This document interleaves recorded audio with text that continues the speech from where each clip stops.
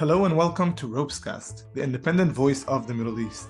I'm Ibrahim Ahmed, and I'm actually today by myself. Ksenia hasn't been feeling well and she wasn't able to join us today, so from here we're sending our warmest regards to Ksenia, and we hope that you feel better. ROPES stands for the Regional Organization for Peace, Economics and Security. We lay the groundwork for a post-conflict Middle East by connecting forward-thinking Israeli and Palestinian emerging leaders with like-minded peers from across the region. If you're looking for more information on ROPES, please visit our website, ropes.org. Our very special guest today is Nivine Sandouka. Nivine is the Chief of Staff at the Alliance for Middle East Peace, ALLME. And more than that, Nivine is a very special friend and a close friend, and for everyone to know, an incredible leader, a Palestinian leader, a Palestinian female voice that we need very much, especially at these days. And she's truly an admirable figure. So I'm very honored to welcome her on our podcast. Marhaba Nivine, and welcome to the ROPESCAST. I'm doing great. Thank you so much for being here with us. I think it's a privilege and an opportunity to all our listeners to get a little bit of exposure, because we are getting these questions of what's happening in East Jerusalem, what's happening in the West Bank, what's happening in general with the Palestinian people. So I think let's start one by one. As a Jerusalemite, what do you see happening in the East Jerusalem at the moment? So first of all, thank you so much for having me here today and for talking about what is happening since the 7th of October in East Jerusalem and the West Bank, and generally about the Palestinians. So to begin with, I just want to highlight a couple of points that we are not talking about the 7th of October as if nothing was happening before the 7th of October. We need to set the scene and then talk what happened afterwards. So before that, we need to remember that East Jerusalem was already facing a lot of police violence and home demolitions, a lot of restrictions as well, specifically around young people.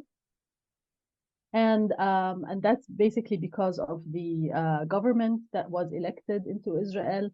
But also there was hopefulness somehow in East Jerusalem, because there were many debates about the Jerusalem municipality elections. Should Palestinians participate or shouldn't they participate? So it was kind of a different debate, a different spirit happening in Jerusalem before the 7th of October. In the West Bank, or maybe we can talk about the West Bank a little bit later, but let's now focus on East Jerusalem specifically. But generally, overall, there was occupation, 50 years of occupation, 15 years of under siege in Gaza. And in Jerusalem, we have a very specific context that the people in Jerusalem do not have a citizenship of any sort.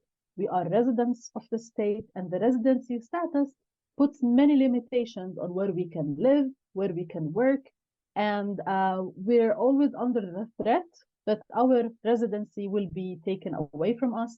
Once it is taken away from us, we can no longer live in Jerusalem, and we lose all of our rights that are granted with the residency status. So that was the overall situation in East Jerusalem. After the 7th of October, it became obvious that it's not only about getting rid of Hamas, it was about collective punishment of Palestinians. We understand that it's what happened on the 7th of October itself was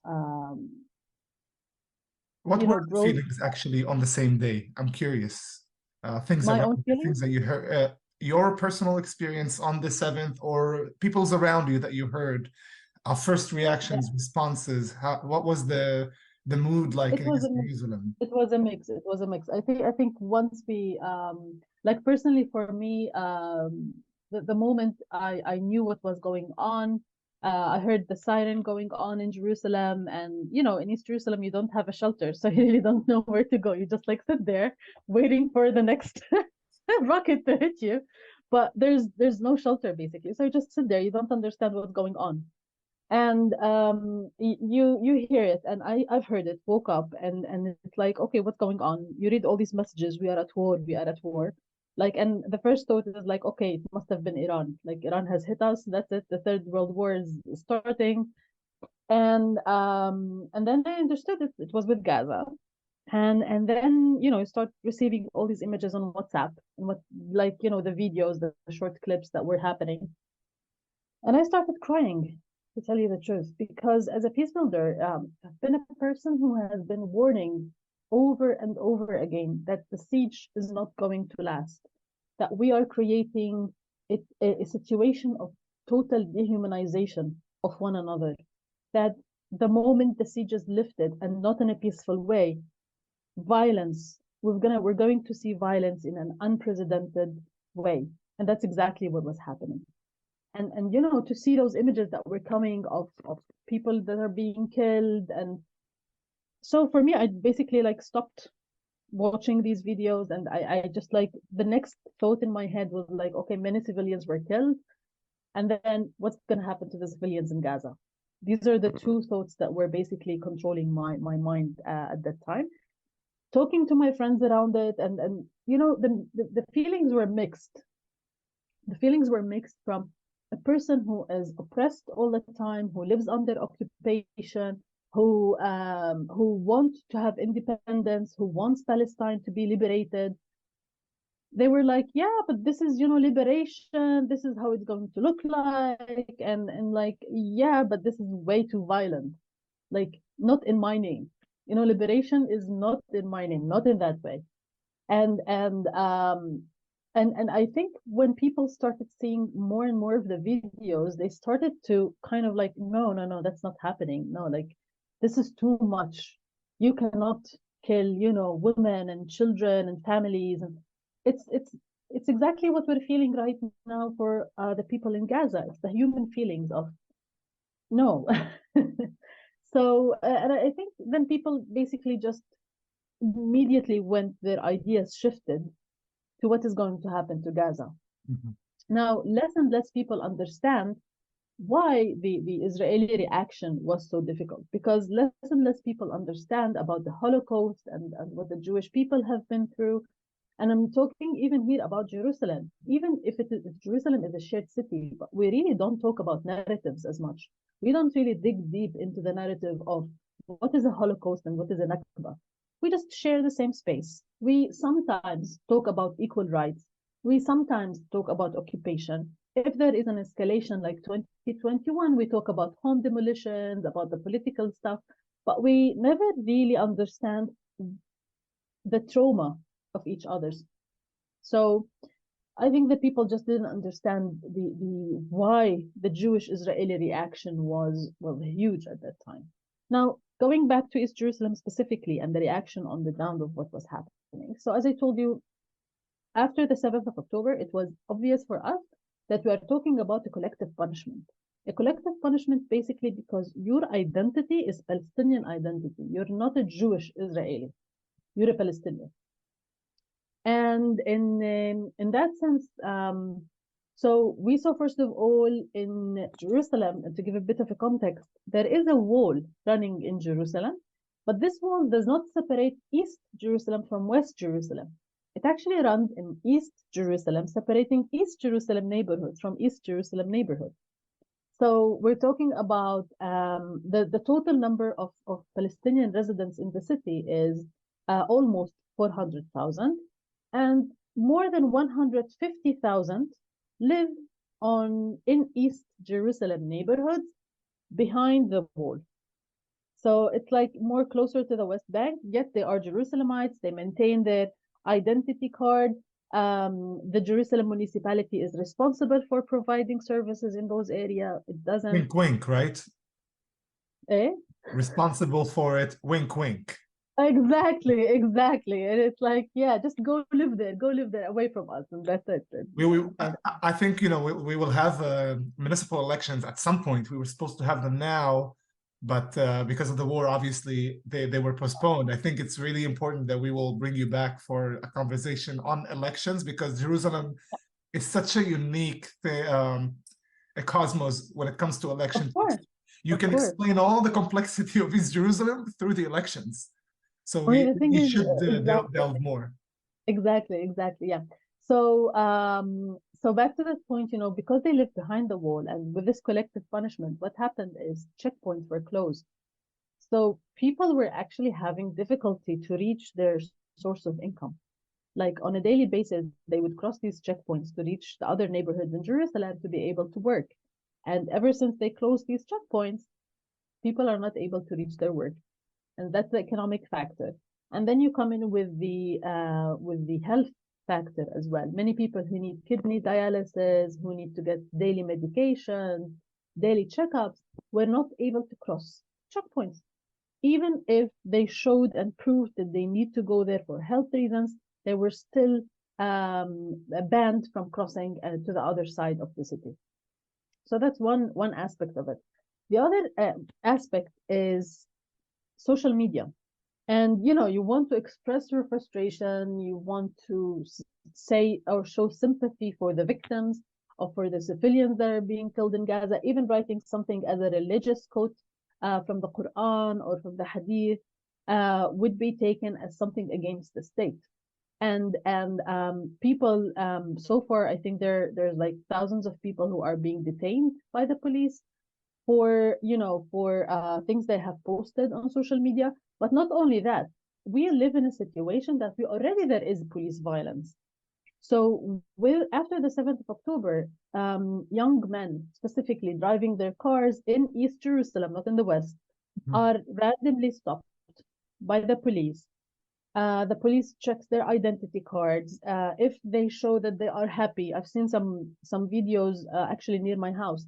If the young men show that they are happy or playing music or something, they would be beaten up by the police. Wow. The next level is basically taking their mobile phones, and this is where there's no privacy whatsoever anymore. They would take your private phone, they open it, they open your WhatsApp messages, private messages, Telegram groups, Instagram, even your private photos and videos, and check if you have anything that resembles what seems to be sympathy with Gaza. Incitement. Exactly. Not only incitement, but sympathy as well. Incitement, I'm fully against incitement. But I'm saying like they would see sympathy and they would call it incitement because they're not arresting you for being sympathetic, right? They're arresting you for being insightful. And even when you put a picture of, the poor people in Gaza, they could portray it as insightful. Exactly. It's like a total dehumanization of the other to the extent that you cannot even say, I'm sorry for not being able to civilians in Gaza. That sentence is considered to be as incitement against Israeli state. So I'll ask you. Wait, just a second. To the extent that the head of the police, Shabtai, I don't know what his full name is, but he said something. He said, if the Palestinians want to show sympathy for the Gazans, I am happy to put them in a bus and take them to Gaza. So, yeah. I mean, we know a lot about what the Jerusalem police is and the failures it showed over the years to know how to deal with East Jerusalem. And we saw in 2021 how everything exploded till we reached the Guardians of the Wall. A lot of it was on the police's attitude towards Palestinians. And me and you had so many conversations back then on that situation. But I'm curious just about one point, because you mentioned, how an East Jerusalemite is being silenced, and it actually makes me resemble a lot of what I'm hearing from my own community, Palestinian Israeli citizens. So, so I guess my question would be, what's the difference for you that we're not seeing for citizens? Like, what is another level that is because you're a resident, not a citizen, you're seeing more so potentially? Or is it similar at this moment? I think there's a similarity in a way that we cannot sympathize, but I'm not sure. So let me put it in 3 different points. The first point is Ben Gvir basically started a civilian police in the city, which is basically giving more and more weapons to people and forming groups that look like police units, but they're not police units. They are units of civilians who have guns and who have a green light to kill. And they're very proud that they formed it in the city of Jerusalem. Now, these groups already are violent. Already we know that these people are extremists. They attacked civilians, Palestinians, residential areas back in 2021. in 2014 when they kidnapped and burned a boy alive, a Palestinian boy alive. So we already know what the ideology of these people are, and now they are coming together and becoming kind of like formalized. So this is, I think, one of the main differences that we're seeing in Jerusalem, but not anywhere else in Israel. The other thing, I'm not sure if, as a citizen, you get your phone checked when the police stops you, and what is the extent of having police patrols in the shared cities or the mixed cities or in Arab towns and villages these days. I mean, here at night, we honestly impose on ourselves a self lockdown. The number of police patrols is unbelievable in the Palestinian neighborhoods and randomly being stopped. I mean, this is something that I have not heard in other places. The similarity is that, yes, even here in shared spaces or on WhatsApp group where you have both Jewish Israelis and you have Palestinians, you cannot talk. And if you say something on a WhatsApp group, you know, your own colleagues are actually going to refer you to the police and you lose your job. So I think in that sense, we are similar. And many people have lost their jobs. So it's since the 7th of October, it's been both economic hardship, which is basically many families have fallen into poverty again, and many families are or individuals are in need of legal aid and assistance, and they cannot afford it. And many people also need assistance for healthcare, which they cannot afford anymore. And we are seeing everything that you've mentioned boiling up in Jerusalem, and obviously the main concern is how long will it continue to boil before we see, God forbid, an escalation in Jerusalem. But we are already seeing escalation, particularly in the West Bank. Our listeners, I think, would be really interested to hear what's actually happening in the West Bank. We're not getting, in the main media, we're not seeing enough of what is actually unfolding. The media is obviously biased, so people don't know what to think anymore. So can you share with us a little bit of what's going on over there? Sure. No, I don't think, first of all, but that's, media, yes, can be biased, but I think at this time, what is happening is that the media attention is happening towards Gaza. We're talking about almost 19,000 people who are being killed in 40 days, who were killed in 40 days. And it's something like reaches a very high level of what people may refer to as ethnic cleansing or genocide. So it's a very high thing that's taking all the media attention. What's happening in the West Bank is not any less, by the way. Let's start with the settlers. So the settler violence has started way before the 7th of October. If you remember the city of Hawara, the town of Hawara that is close to Nablus, that was burned at night during an attack of the settlers on that Palestinian village. And then it was also in October, is supposed to be the olive harvesting season, and it's a main source of income for so many families in the West Bank. They were forbidden to do the olive harvesting, so also economy was hit hard. If you're talking about so the settlers, let's remain a little bit now with the settlers and the violence before we jump to the economy.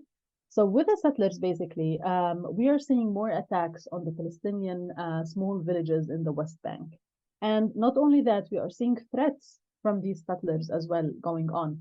So they would be distributing, pamphlets and leaflets that say, you asked for a war, we're going to give you a second Nakba. And for those who don't understand what Nakba is, it's when in 1948, the State of Israel was founded, but at the same time, it meant that the Palestinians were forcibly displaced from their homes and towns, and that's why we have the issue of refugees up until today.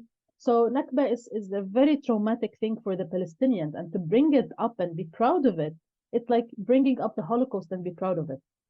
Just the pain. I'm just not comparing it the does event, not but need comparing the pain. comparison. Absolutely. And Nakba, as a word, is for our listeners, is Palestinian catastrophe. As a Nakba is catastrophe, and just so they understand also what's the powerful meaning behind it. People are proud to give us a catastrophe. This is and nobody is kind of like highlighting these issues. Now come to the official government stand on what's happening in the West Bank. So ever since the 7th of October, more than 212 Palestinians were killed in the West Bank. And we're talking here about more than 2,000 people who were being detained by the Israeli government from the West Bank. So we see on a daily basis raids on cities like Jenin, Tulkarem, Nablus. Just a couple of days ago, they used an airplane to strike the refugee camp in Balata, in Nablus, which is a first time ever since I don't know how many years, maybe before the second Intifada, or maybe during the second Intifada, but it's like it's the first time that we see them again using an airstrike to hit a refugee camp. And this is basically the situation. It's also escalating, as if there is, what can I say this? In the Palestinian psychology, we have this thing going on right now that it starts with Gaza and then it's going to go to the West Bank and East Jerusalem. We see also Jordanians are stepping up to build up more field hospitals in the West Bank. And for Palestinians, when we saw more field hospitals, this doesn't really give us a good sign. It actually tells us that something big is going to happen in the West Bank as well. And people are just, first of all, the cities are totally disconnected from one another because each one of the cities is surrounded by checkpoints. So the freedom of movement is also taken away from us. Settler violence is increasing. IDF also action in the West Bank is also increasing. So all of that is kind of like physical violence. You feel it. But there's another level that is also happening, which is the economic catastrophe that we are facing. So on a daily basis, there would be almost 100 to 150,000 workers crossing from the West Bank to work in Israel. And the most recent decision from the Israeli government is not to allow those Palestinians to pass. So basically 100,000 to 150,000 Palestinian families don't have an income anymore. If you look at the other largest public employer, which is the Palestinian Authority, it also did not receive money from Israel this month, which is like the tax money that they use to pay salaries. And they did not receive it, which means that also the largest public employer in the West Bank is unable to provide an income for its employees. So, and businesses, of course, are hit hard generally by the war. So we're also looking at a very hard economic crisis that's happening in the West Bank. So couple both. One side, it's economy. The other side, it's settler violence. And that's a perfect combination for a third intifada, if you are not already living there. The only thing that is actually controlling people right now in the West Bank is the Palestinian Authority. Mm-hmm. It hadn't allowed any big demonstrations to go on in the streets, to show sympathy with Gaza, to to start any kind of conflict on checkpoints or anything like that. The Palestinian Authority has really contained these demonstrations. In a way, they jeopardize their legitimacy. And in another way, it makes it like that basically we have some kind of, they're containing the situation, but I'm not sure for how long they can contain it. And it's interesting because, Prime Minister Netanyahu clearly stated that he has no interest in giving the Gaza to the Palestinian Authority, even when the Palestinian Authority shows actual steps that are preventing further escalations. Even when the PA is actually acting responsibly, we're not seeing any response to that or an effect of that. And I actually was going to ask you about how do we maintain the stability in the West Bank, but I see that you have given us that answer. But then my question would be, so the PA is trying to maintain the stability on preventing escalations on all these things. But as a peace activist, as a Palestinian peace activist in East Jerusalem and with the colleagues in the West Bank, what do you see the role of the peace activist community, the Palestinian one, should take, and what is it taking now, and how are we as a peace building community preventing escalation and helping improve the situation as well, not only prevent it from escalating? Yeah. So I think these days are the most difficult days for anybody who even mentions the word peace, let alone being an activist. It's very difficult. And I think right now, first of all, for all of us, and I'm not just talking as myself, but I'm also from talking to our colleagues as well. Now is the time to be the voice of our communities. Now is the time to be, advocating for the rights of our communities and starting with ceasefire. So for us, the word peace right now starts with a ceasefire and starts with negotiations over the hostage situation and the prisoner situation. And, it starts with those things before we can go into the larger peace building sector as well. So that's one thing. The other thing is, as I told you, we are going back to our communities, and it's really important to have a moderate voice these days to show the young people that there is moderation, that you can still express your anger, your frustration, your desire for liberation and independence in a moderate way, in a non-violent communication way. So we are going back to our communities, and we need to still provide them with these tools as well. Right now in Palestine, I think, and also in Israel, but more so in Palestine, I think it's really important to work on our own constituencies, on our own young leaders and youth, to basically maintain that base of moderation. Because it's really in these circumstances, for both the Israeli youth and the Palestinian youth, it's so easy to fall into radicalization. So that's the role that we need to play right now as civil society in general, and not only as peace builders. And I think then for the day after, the question should be, how are we going to end occupation together with our Israeli partners? How do we, and I'm going to use this word, how do we co-resist occupation together? We're not going to do normalization. We've always been against normalization, and this is something that we were accused of before, but we don't do normalization. What we do is co-resistance with our Israeli partners to make sure that we're ending the occupation. And then basically, I think the peace builders need to be involved in any talks about the day after. We understand what it means to bring peace. We understand what it means to work with young people on both sides, on different approaches that need to be used. And unfortunately, we have always been excluded from the negotiation process or from the day after. And right now, I feel that this is the time that we also need to be on the table, present on the table, whether like at the official level or non-official level, but our voice needs to be heard and needs to be presented. Because I think right now the peace activists, they're offering the third narrative. We are not only saying we are pro-Palestine and we are pro-Israel. No, we're pro-humanity and we're pro-peace, and we have a vision for how things can be. So that's why we actually have a very important role to play. Absolutely, I agree. And you said we need to elevate voices. I think your voice needs to be elevated as high and wide as possible. You're a true leader, and I think our listeners who are listening right now should be honored that they're hearing someone like you bringing your nuance and your perspective. It's very unique, and it brings people hope.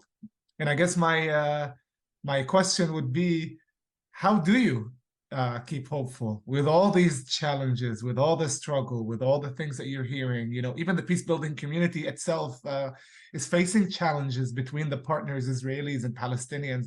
We are at a point, there's a trauma going on. So how do you stay hopeful? How can you aspire us to be hopeful?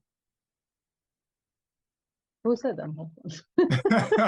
No, listen, I honestly, to tell you the truth, it's been a roller coaster since the 7th of October.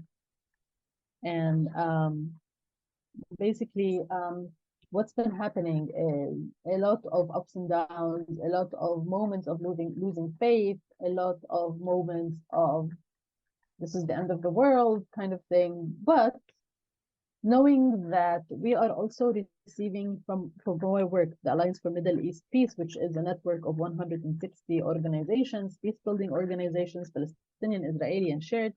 So when we start talking to each other, when I start understanding what people are doing on the level of the grassroots, how they're bringing people together, supporting each other, even the Palestinian members, and doing all this humanitarian response, psychosocial support, bringing back their alumni for discussion, this gives me hope.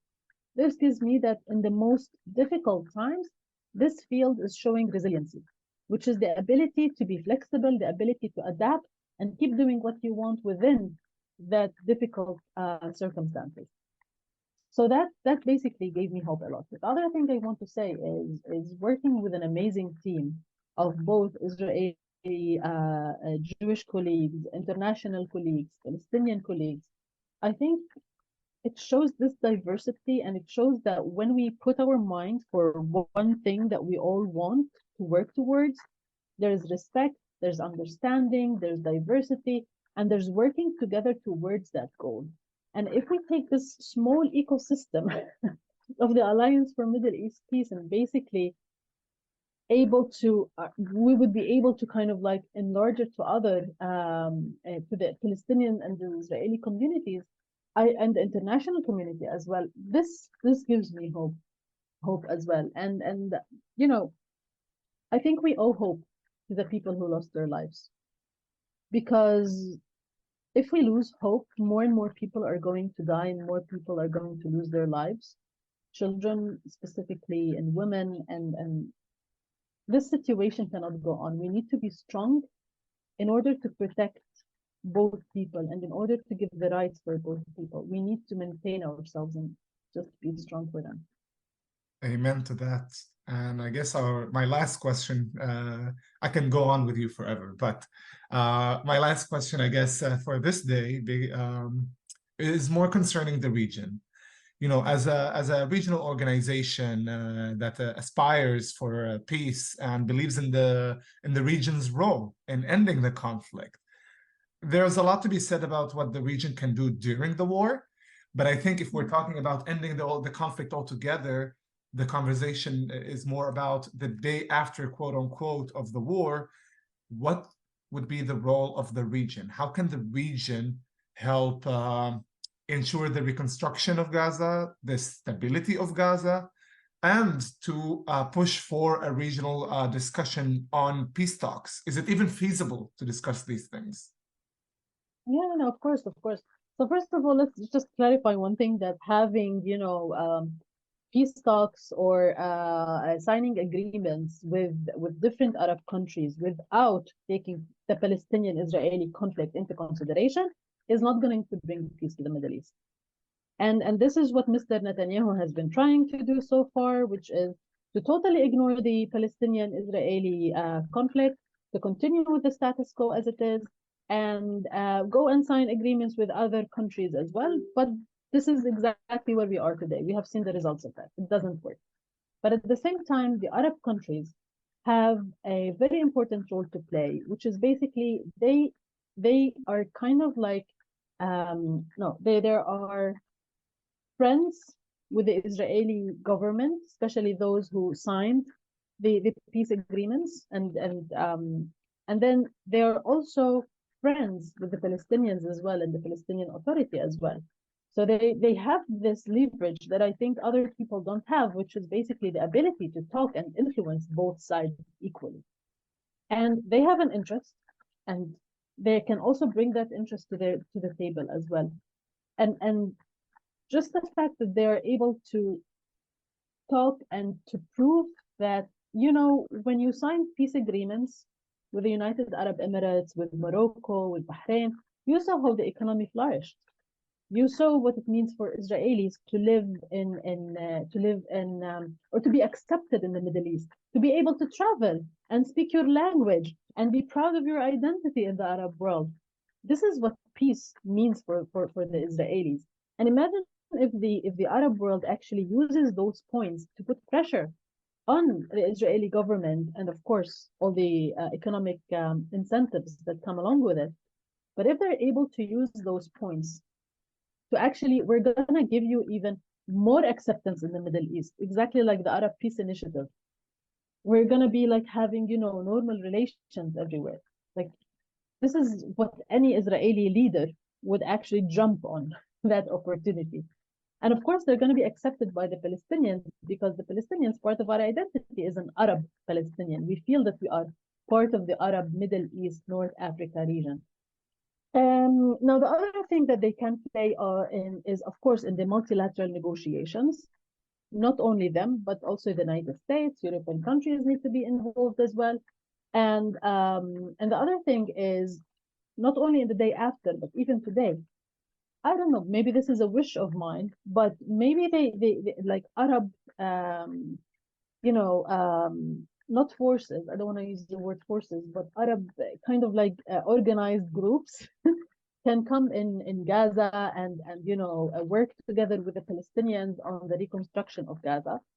Unfortunately, we also need a lot of money for the reconstruction of Gaza. Looking at the situation of it right now, it's like building from scratch.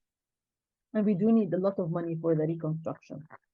But also we do need to give Palestinians also incentives at the same time. I believe that, part of the problem is the refugees in the Arab world. Part of the problem is economy for young people in Palestine, in investing in Palestine, economy in Palestine, and all of those things can actually be covered by the Arab world. It's not a Western thing. The issue of the refugees, especially those in Lebanon, offering more employment opportunities for Palestinian youth, bringing investment, especially from the Gulf, to Palestine in the West Bank and in Gaza. The money for reconstruction and the oversight of construction is also very important. And of course, we would love them to be involved in any elections that are going to take place in Palestine as well, to support in the organization of those elections and putting pressure on Israel to allow all the Palestinians, those also in East Jerusalem, to be able to vote as well. There's so much that the world should do right now. And I think the first thing they should do is listen to what you're saying, implement, things will get better. Truly, thank you so much, Nivine. Your words are inspiring and aspiring to people. And I hope, as many people as possible are listening to this and taking note from what you're saying, because and as you say, in order for us to advance, we need to first communicate and talk and understand each other. And it's exactly what you've been doing with your Jewish peers. And I invite everyone to listen to your perspective and just look at the world from your eyes for a little bit. So I really thank you for being here and giving us this experience. Thank you, Ibrahim, and thank you for this opportunity and everything that also ROPES is doing into bringing, these emerging young leaders from across the region, North Africa and Middle East. So, yeah, I'm proud to be a ROPES alum as well. Thank you so much. You are an honored alumni and and forever and ever part of the team, no matter where you go after. So thank you again. Thank you, Ibrahim, and take care. I hope you enjoyed today's episode of ROPESCAST. Our podcast is available on Apple Podcasts, Spotify, SoundCloud, and all quality podcast platforms. We are very grateful to all our listeners from the Middle East, Europe, the United States, and other parts of the world.